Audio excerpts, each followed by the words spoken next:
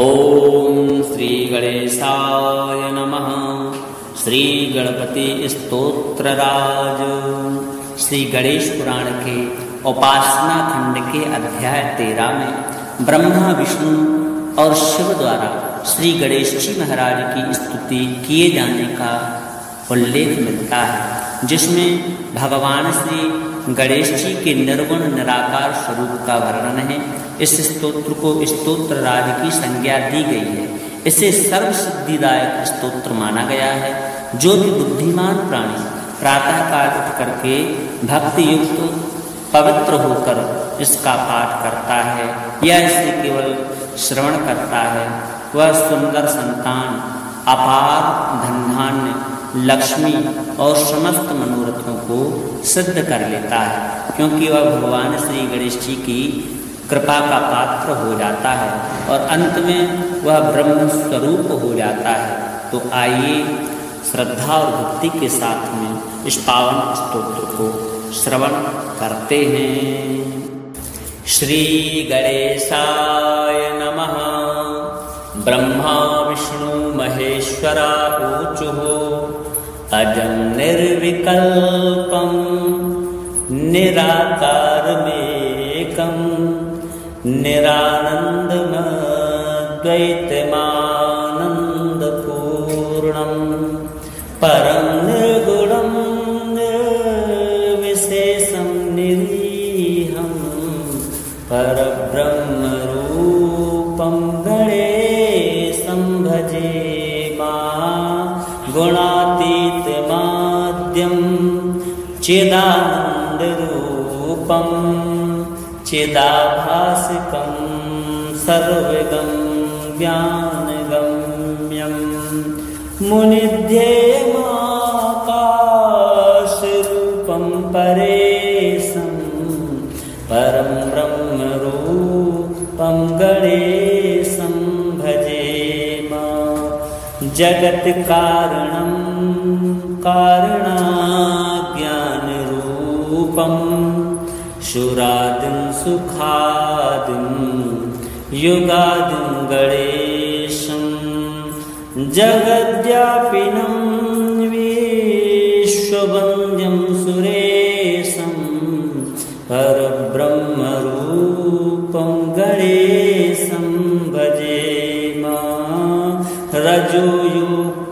रजोयुगतो ब्रह्मरूपं श्रुतेज्ञं सदा कार्यसक्तं हृदाचिन्त्यरूपं जगत्कारणं सर्ववेद्यानिधानं परं ब्रह्मरूपं गणेशं नतास्मः। सदा सत्त्वयोगं मुदा क्रीडमानं सुरारिनरन्तं जगत्पालयन्तम् अनेकावतारं निजाज्ञानहारं सदा विष्णुरूपं गणेशं नमामः। तमोयोगिनं रौद्ररूपं त्रिनेत्रं जगद्धारकं तारकं ज्ञानहेतुम् अनेकागमैः स्वं जनं बोधयन्तं सदा सर्वरूपं गणेशं नमामः। तमस्तोमहारं जनज्ञानहारं त्रयीवेदसारं परब्रह्मपारं मुनिज्ञानकारं विदुरेविकारं सदा ब्रह्मरूपं गणेशं नमामः। निजैरौषधीस्तर्पयन्तं करोघैः सुरौघान् कलाभिसुधाश्राविणीभिः दिनेशांशु संस्थाप्यहारं द्विजेशं सशङ्खस्वरूपं गणेशं नमामः। प्रकाशस्वरूपं नभो वायुरूपं विकारादिहेतुं कलाकारभूतम् अनेकक्रियानेकशक्तिस्वरूपं सदा शक्तिरूपं गणेशं नमामः। प्रधानस्वरूपं महत्तत्त्वरूपं धरावारिरूपं दिगीसादिरूपम् असत्सत्स्वरूपं जगद्धेतुभूपं सदा विश्वरूपं गणेशं नमामः। त्वदीये मनस्थापयेदङ्घ्रियुग्मे जनो विघ्नसङ्घान् पीडां लभेत।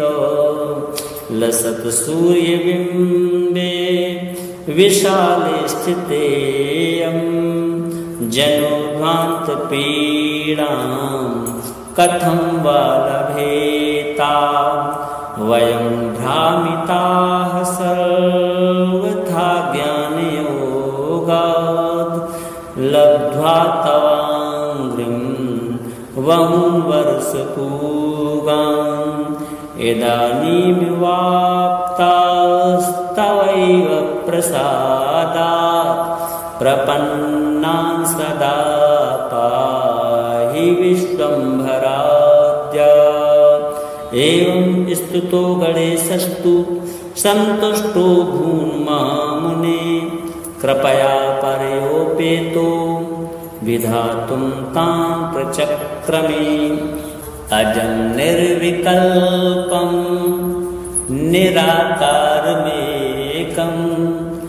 निरानन्दमद्वैतमानन्दपूर्णं परं निर्गुणं निर्विशेषं निरीहं परब्रह्मरूपं गणेशं भजे मा। गुणातीतमाद्यं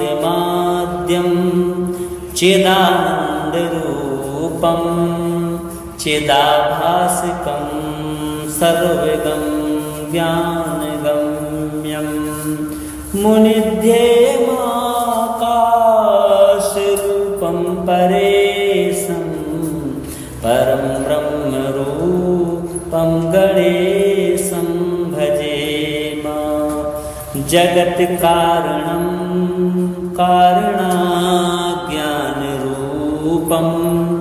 शुरादिं सुखादिं युगादिं गणेशं जगद्व्यापिनं विश्ववन्द्यं सुरेशं परब्रह्मरूपं गणेशं भजेमा। रजोयुगतो ब्रह्मरूपं श्रुतेज्ञं सदा कार्यसक्तं हृदाचिन्त्यरूपं जगत्कारणं सर्वविद्यानिधानं परं ब्रह्मरूपं गणेशं नतास्मः। सदा सत्त्वयोगं मुदा क्रीडमानं सुरारिनरन्तं जगत्पालयन्तम् अनेकावतारं निजाज्ञानहारं सदा विष्णुरूपं गणेशं नमामः। तमोयोगिनं रौद्ररूपं त्रिनेत्रं जगद्धारकं तारकं ज्ञानहेतुं अनेकागमैः स्वं जनं बोधयन्तं सदा सर्वरूपं गणेशं नमामः। तमस्तोमहारं जनज्ञानहारं त्रयीवेदसारं परब्रह्मपारं मुनिज्ञानकारं विदुरेविकारं सदा ब्रह्मरूपं गणेशं नमामः। निजैरौषधीस्तर्पयन्तं करोघैः सुरौघान् कलाभिसुधाश्राविणीभिः दिनेशां सुसन्ताप्यहारं द्विजेशं सशङ्खस्वरूपं गणेशं नमामः। प्रकाशस्वरूपं नभोवायुरूपं विकारादिहेतुं कलाकालभूतम् अनेकक्रियानेकशक्तिस्वरूपं सदा शक्तिरूपं गणेशं नमामः। प्रधानस्वरूपं महत्तत्त्वरूपं धरावारिरूपं दिगीसादिरूपम् असत्सत्स्वरूपं जगद्धेतुभूपं सदा विश्वरूपं गणेशं नमामः। त्वदीये मनस्थापयेदङ्घ्रियुग्मे जनो विघ्नसङ्घान् पीडां लभेत। लसत् सूर्यबिम्बे विशाले स्थितेयं जनो ध्वान्तपीडां कथं वा लभेता। वयं भ्रामिताः सर्वथा ज्ञानयोगात् लब्ध्वा तवाङ्घ्रिं वमुं वर्षपूगान् इदानीमिवाप्तास्तवैव प्रसादात् प्रपन्नान् सदा पाहि विश्वम्भराद्य। एवं स्तुतो गणेशस्तु सन्तुष्टो भून्मामुने कृपया परयोपेतो विधातुं तां प्रचक्रमे। अजं निर्विकल्पं निराकारमेकं निरानन्दमद्वैतमानन्दपूर्णं परं निर्गुणं निर्विशेषं निरीहं परब्रह्मरूपं गणेशं भजे मा। गुणातीतमाद्यं चिदानन्दरूपं चिदाभासिकं सर्वगं ज्ञानगम्यं मुनिध्येयमाकाशरूपं परेशं परं ब्रह्मरूपं गणेशं भजेमा। जगत्कारणं कारणाज्ञानरूपं शुरादिं सुखादिं युगादिं गणेशं जगद्व्यापिनं विश्ववन्द्यं सुरेशं परब्रह्मरूपं गणेशं भजेमा। रजोयुगतो ब्रह्मरूपं श्रुतेज्ञं सदा कार्यसक्तं हृदाचिन्त्यरूपं जगत्कारणं सर्वविद्यानिधानं परं ब्रह्मरूपं गणेशं नतास्मः सदा सत्त्वयोगं मुदा क्रीडमानं सुरारिनरन्तं जगत्पालयन्तम् अनेकावतारं निजाज्ञानहारं सदा विष्णुरूपं गणेशं नमामः तमोयोगिनं रौद्ररूपं त्रिनेत्रं जगद्धारकं तारकं ज्ञानहेतुम् अनेकागमैः स्वं जनं बोधयन्तं सदा सर्वरूपं गणेशं नमामः तमस्तोमहारं जनज्ञानहारं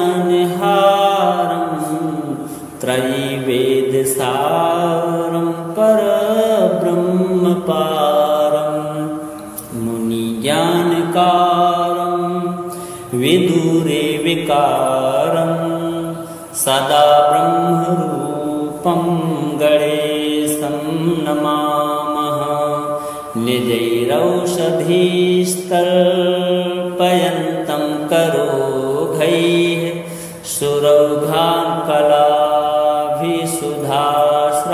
कलाभिसुधाश्राविणीभिः दिनेशांशु सन्ताप्यहारं द्विजेशं सशङ्खस्वरूपं गणेशं नमामः प्रकाशस्वरूपं नभोवायुरूपं विकारादिहेतुं कलाकालभूतम्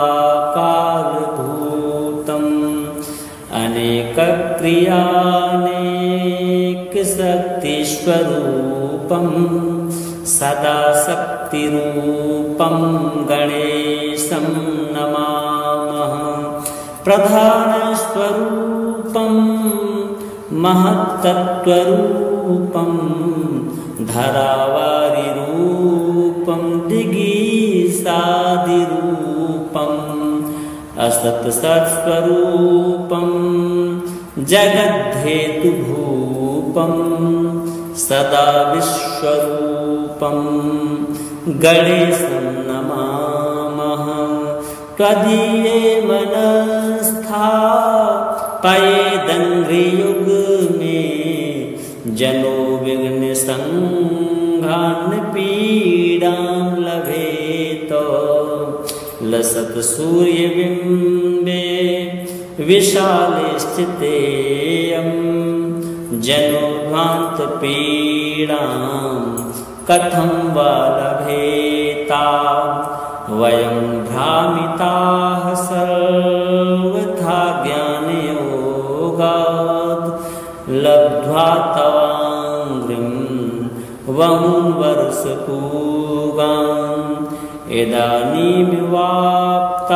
इदानीमिवाप्तास्तवैव प्रसादात् प्रपन्नान् सदा पाहि विश्वम्भराद्य एवं स्तुतो गणेशस्तु सन्तुष्टो भून्मामुने कृपया परयोपेतो विधातुं तां प्रचक्रमे अजं निर्विकल्पं निराकारमेकं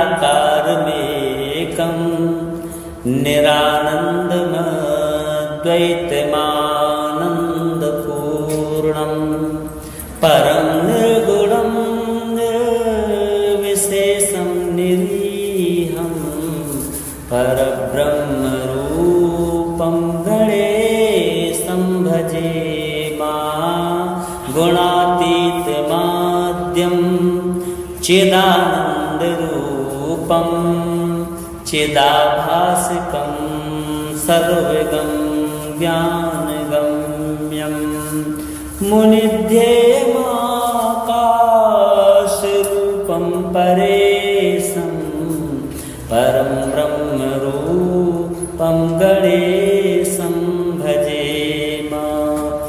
जगत कारणं कारणाज्ञानरूपं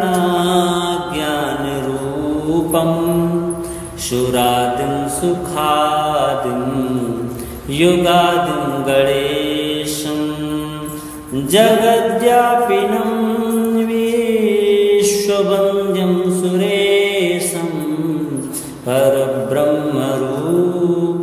गणेशं भजेम। रजोयुगतो ब्रह्मरूपं श्रुतेज्ञं सदा कार्यसक्तं हृदाचिन्त्यरूपं जगत्कारणं सर्वविद्यानिधानं परं ब्रह्मरूपं गणेशं नतास्मः। सदा सत्त्वयोगं मुदा क्रीडमानं सुरारिनरन्तं जगत् पालयन्तम् अनेकावतारं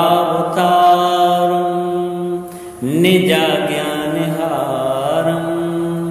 सदा विष्णुरूपं गणेशं नमामः।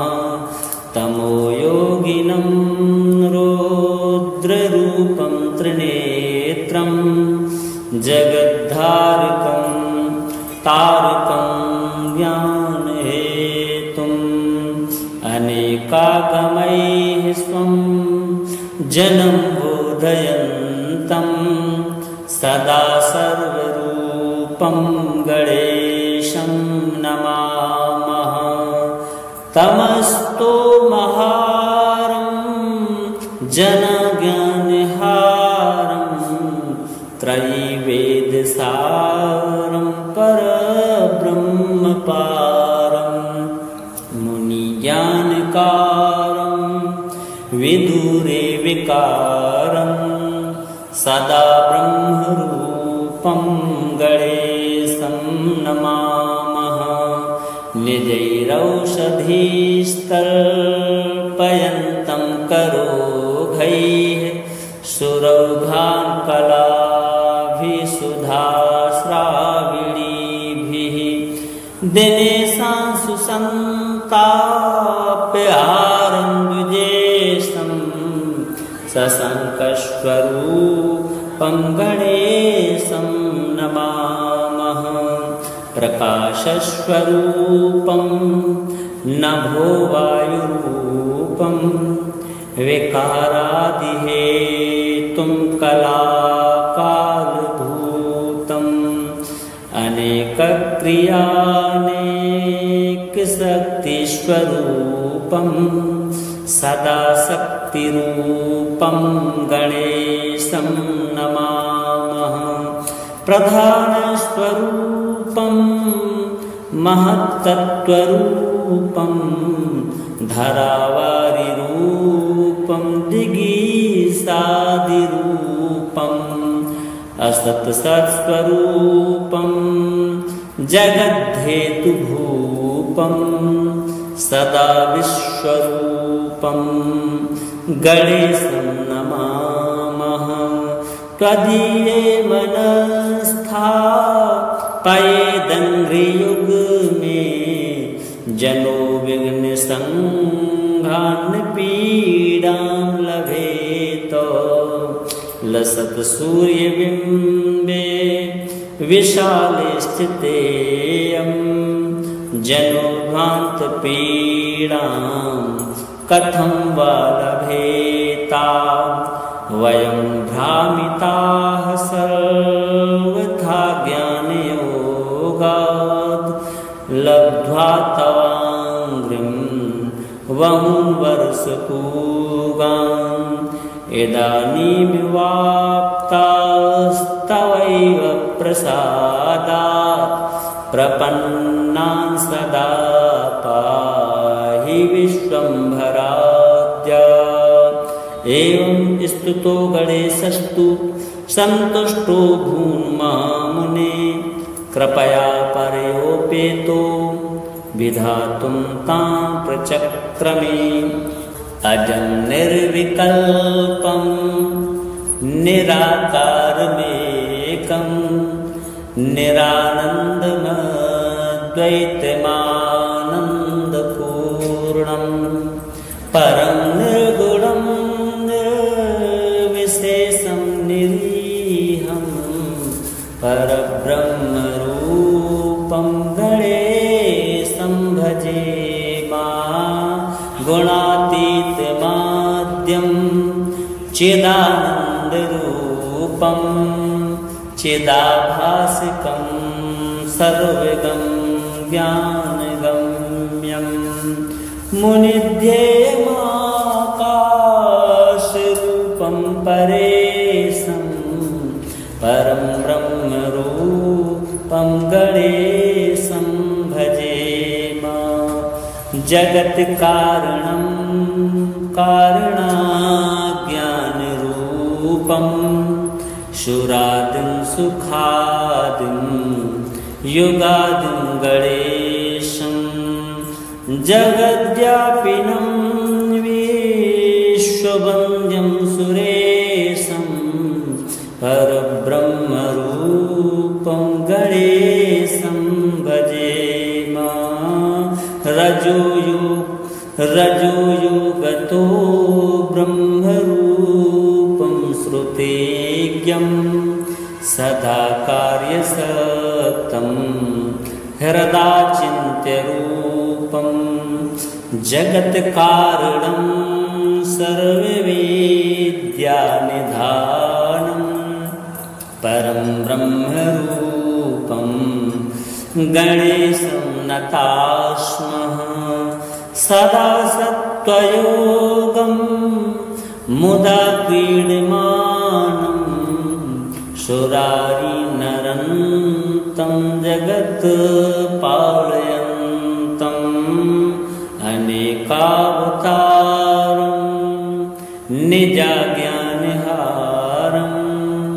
सदा विष्णुरूपं गणेशं नमामः तमोयोगिनं रौद्ररूपं त्रिनेत्रं जगद्धारकं तारकं ज्ञानहेतुम् अनेकागमैः स्वं जनं बोधयन्तं सदा सर्वरूपं गणेशं नमामः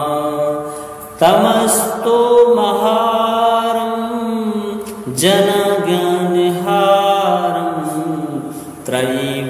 त्रयीवेदसारं परब्रह्मपारं मुनिज्ञानकारं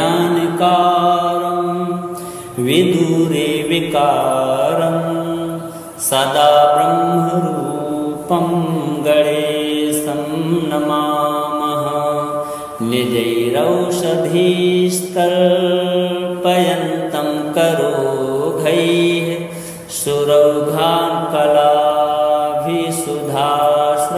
कलाभिसुधाश्राविणीभिः दिनेशां सुसन्ताप्यहारं द्विजेशं सशङ्कस्वरूपं गणेशं नमामः प्रकाशस्वरूपं नभो वायुरूपं विकारादिहेतुं कलाकालभूतम् अनेकक्रियानेकशक्तिस्वरूपं सदा शक्तिरूपं गणेशं नमामः प्रधानस्वरूपं महत्तत्त्वरूपं धरावारिरूपं दिगीसादिरूपम् असत्सत्स्वरूपं जगद्धेतुभूपं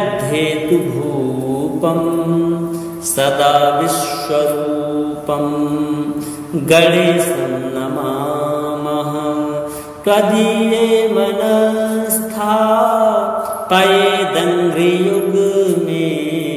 जनो विघ्नसङ्घान् पीडां लभेत लसत् सूर्यबिम्बे विशाले स्थितेयं जनो ध्वान्तपीडां कथं वा लभेता वयं भ्रामिताः सर्वथा ज्ञानयोगात् लब्ध्वा तवाङ्घ्रिं वहुवर्षपूगान् इदानीमिवाप्तास्तवैव प्रसादात् प्रपन्नान् सदा पाहि विश्वम्भराद्य। एवं स्तुतो गणेशस्तु सन्तुष्टो भून्महामुने कृपया परयोपेतो विधातुं तां प्रचक्रमे।